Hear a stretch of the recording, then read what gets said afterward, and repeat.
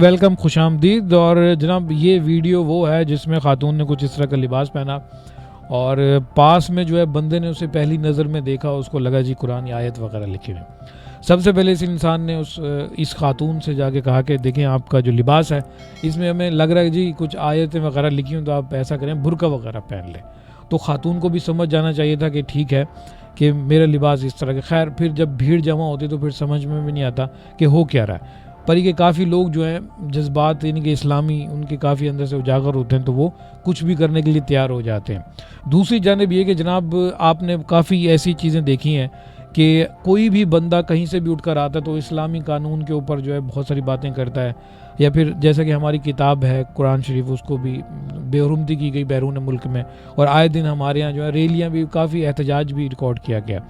تو ظاہر سی بات ہے جب یہ مجمع اکٹھا ہوا ہوگا تو ان کو بھی لگا ہوگا کہ شاید پھر سے کوئی ہمارے اسلامی نظام کو چھیڑ رہا ہے۔ سانپ کا ڈسا ہوا پھر رسی کے بل سے بھی ڈرتا ہے۔ تو ہمارے جو جتنے بھی لوگ ہیں جو اسلامی جذبات دل کے اندر رکھتے ہیں، تو ان کو ڈر ہوتا ہے کہ کہیں سے پھر سے کوئی ایسی سازش نہ نکل آئے، یا کوئی بے حرمتی کی پھر سے کوئی اس طرح کی واردات نہ کرتا ہوا نظر آئے۔ جناب دوسری جانب جو ہے یہ خاتون نے جب لباس پہنا، گھر والے بھی ہونے چاہیے کیونکہ یہ بھی اسلامی کسی اس سے تعلق رکھتے ہیں،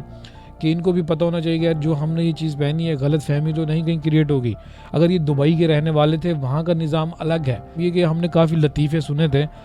جس میں بتایا جاتا تھا جی کہ کوئی بندہ اگر کوئی برے الفاظ بول رہا ہے عربی کے اندر، تو سامنے والا کچھ وہ سمجھتا ہے جی عبادت ہو رہی ہے۔ تو جناب یہ جو واقعہ ہوا یہ اسی طرح کا ہوا ہے جیسا کہ انڈیا کے اندر ہوتا ہے، گائے کو کوئی نقصانات وغیرہ دیتے ہیں تو وہاں پہ وہ لوگ اس کو لمبا ڈال دیتے ہیں، تو یہاں پہ بھی یہی والا سین ہوا۔ تو یہ صورتحال جو ہے سیم ہے، جذبات دونوں کے برابر ہیں۔ اب ان دو لوگوں کی جو حرکتیں ہیں یا دونوں نہ سمجھتے ہیں، چاہے وہ یہ مولانا صاحب ہیں یا دوسرے ہیں، اب ان کے جذبات اپنی طرف، ٹھیک ہے اسلام کو کتنا نقصان ہو رہا ہے ان کی باتوں سے یا ان کی حرکتوں سے، کیونکہ مین اسٹریم پر یہ واقعات رونما ہوتے ہیں اور سب سے زیادہ جو ٹرولنگ ہوتی ہے وہ اسلامی نظام کے اوپر۔ اسلامی نظام تو امن قائم کرتا ہے، اسلامی نظام جو جتنی پوری جو کائنات چل رہی ہے یہ تو اسی نظام سے چل رہی ہے، اور وہی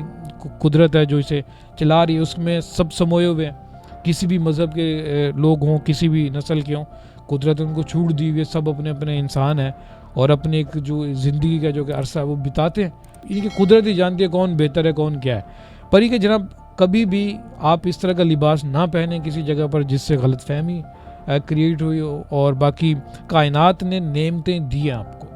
اور نعمتوں کا صحیح سے استعمال کریں، اس دھرتی پر امن قائم کریں، یہ نہ ہو کہ دھرتی ہل جائے۔